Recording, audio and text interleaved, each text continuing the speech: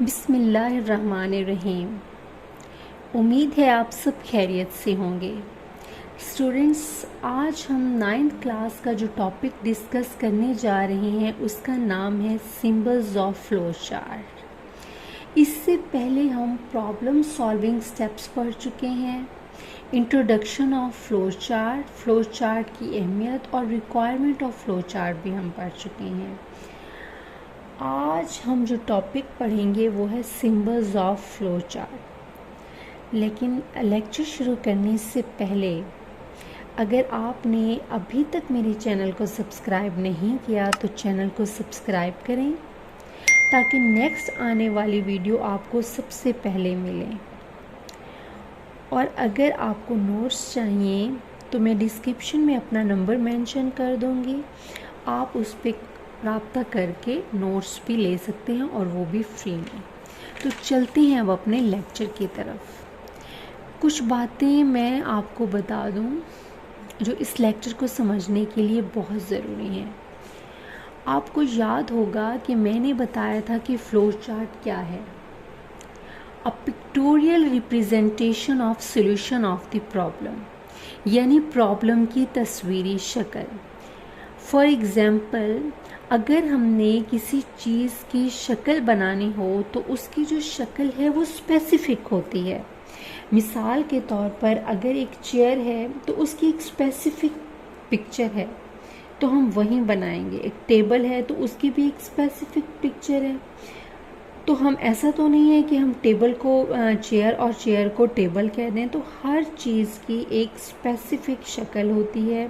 Chair की picture है तो उसकी अपनी शेप है, फ़ैन की पिक्चर है तो उसकी अपनी शेप है, मोबाइल की अपनी शेप है, कंप्यूटर की अपनी शेप है। तो हर चीज़ की एक शेप होती है। तो इसी तरह फ्लो चार्ट बनाने के लिए भी हमें उसकी शेप को सीखना पड़ेगा। तो हमें उनकी शेप्स याद रखनी है। जिस तरह से हमें पता है कि चेयर की शेप होती है, टेबल की शेप होती है, तो हमें वो याद है। इस तरह से जब हम फ्लो चार्ट की शेप्स याद कर लेंगे तो फ्लो चार्ट बनाना कोई मुश्किल काम नहीं है। तो फ्लो चार्ट के में जो सबसे पहली शेप है वो है फ्लो लाइन यानी एरो। तो एरो क्या है? ये फ्लो लाइन हमें बताता है कि डायरेक्शन क्या है। आम जिंदगी में भी जो एरो का साइन है वो हमें डायरेक्शन के बारे में बताता है। मिसाल के तौर पर हमारी सड़कें होती हैं तो उसके ऊपर भी एरो बना होता है। तो एरोस किस चीज़ को रिप्रेजेंट करती हैं? डायरेक्शन को। तो नेक्स्ट सिंबल हमारा जो है वो टर्मिनल सिंबल है। तो ये जो शेप है ओवल की, इसे कहते हैं टर्मिनल सिंबल। टर्मिनल कहते हैं किनारों को।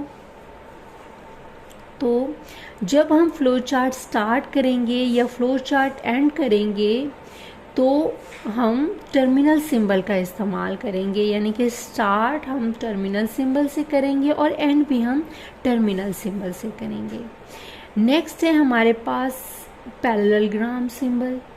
इसके अंदर इनपुट और आउटपुट लिखी जाती है। आपको याद होगा कि हमने रिक्वायरमेंट्स ऑफ फ्लो चार्ट में इनपुट आउटपुट के बारे में पढ़ा था। तो ये जो इनपुट और आउटपुट हैं वो पैरेललोग्राम सिंबल के अंदर लिखते हैं। नेक्स्ट हमारे पास जो सिंबल है वो है रेक्टेंगल शेप। रेक्टेंगल शेप के अंदर हम प्रोसेसिंग के बारे में लिखते हैं। प्रोसेसिंग के बारे में भी मैंने पिछले लेक्चर में आपको बताया था। ये भी हमारे फ्लो चार्ट की एक रिक्वायरमेंट है। तो जब भी तो हमें प्रोसेसिंग का पता होना ज़रूरी है। तो प्रोसेसिंग भी हम रेक्टेंगल सिंबल के अंदर लिखेंगे। नेक्स्ट जो हमारा सिंबल है वो डायमंड सिंबल है। डायमंड सिंबल हम उस वक्त यूज़ करते हैं जब हमें डिसीजन मेकिंग करनी हो। डिसीजन मेकिंग जो है वो हम हर प्रॉब्लम में यूज़ नहीं करते हैं। कुछ प्रॉब्लम्स के अंदर डिसीजन मेकिंग यानी डायमंड का सिंबल इस्तेमाल किया जाता है। जैसे पिछले लेक्चर में मैंने आपको फेसबुक की मिसाल दी थी, यानी कि कंडीशन लगाकर हम चेक करते हैं कि अगर कंडीशन ट्रू है तो ऐसा होगा, अगर कंडीशन फॉल्स है तो कुछ और परफॉर्म किया जाएगा। तो लास्ट में हमारे पास आता है सर्कल। ये एक छोटा सा सर्कल होता है। जो दो फ्लो चार्ट्स को आपस में कनेक्ट करता है, तो इसका नाम है कनेक्टर। तो MCQs के हवाले से ये बहुत ही ज़्यादा इम्पॉर्टेंट टॉपिक है। वो आपसे पूछ सकता है कि ये शेप किस लिए इस्तेमाल होती है।